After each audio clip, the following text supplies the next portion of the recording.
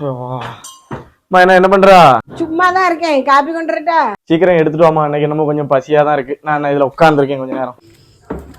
அம்மா இது என்னது? நான் ஸ்கூல் படிக்கும் போது தான் ஸ்கூலுக்கு போயிட்டு வந்தா சாயங்காலம் டீயும் பிஸ்கட்டும் தருவா. இப்ப வேலைக்கு போறோம், இப்பமாவது வேற ஏதாவது மாத்தி தரக்கூடாதாமா? வேற எதுவும் மாத்தி வேணும்னா ரொம்ப நாளைக்கு முந்தி வாங்கி போட்டா பிரெட் பாக்கெட் ஒண்ணு கிடக்கு, வேணா எடுத்துட்டு வரட்டா? என்னதுமா பிரெட் இருக்கா? பிரெட் கூட வீட்டுல கொஞ்சம் கடலை மாவு இருக்குமாமா?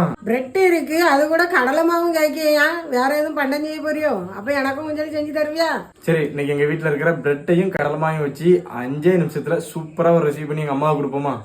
அதுக்கு முதல்ல ஒரு கையளவு பெரிய வெங்காயம், ஒரு கேரட்டை பொடியா திருவி ஆட் பண்ணிட்டு, கூடவே தக்காளி, மல்லி இலை, ஒரு அரக்கப்பளவுக்கு கடலை மாவையும் ஆட் பண்ணி, உப்பு, மல்லிப்பொடி, மஞ்சள் பொடி, வத்தல் பொடி, அது கூடவே கூட கொஞ்சம் கரம் மசாலாவும் ஆட் பண்ணி, ஒரு அரக்கப்பளவுக்கு தண்ணியும் ஊற்றி நல்லா இந்த பக்கம் ஓரளவுக்கு மிக்ஸ் பண்ணிக்கிட்டேன். இனி இந்த பிரெட் எல்லாம் அப்படியே அந்த மிக்சர்ல போட்டு அப்படியே தோசைகள்ல போட்டாலே சூப்பரா ரெடி ஆயிரும். வீடியோக்கு ஒரு லைக் கொடுத்துட்டு சேனலை சப்ஸ்கிரைப் பண்ணிட்டு தொடர்ந்து பாருங்க. ஃபைனல் ப்ராசஸா ஒரு பிரெட்டை நம்ம ரெடி பண்ணி வச்சிருக்கிற மசாலாக்குள்ள போட்டு நல்லா முன்னையும் பின்னையும் பெரட்டி போட்டு படுற அளவுக்கு மிக்ஸ் பண்ணி எடுத்து அப்படியே ஒரு தோசைக்கல்ல லைட்டா எண்ணெயை ஊற்றி முன்னாடி பின்னாடின்னு பெரட்டி போட்டு லைட்டான சூட்டில் திரும்பவும் ஒருக்கா பெரட்டி போட்டு நல்லா வெந்ததும் தனியாக ஒரு பிளேட்டில் எடுத்து வச்சேன். பார்க்கவே எவ்வளோ அழகா இருக்குல்ல. அப்படியே முக்கோணமாக பீஸை போட்டு நல்லா ஸ்டைலாக எங்கள் அம்மா கையில் கொண்டு போய் கொடுத்தேன். இது பிரெட் வச்சு அப்படி செஞ்சிருக்கா?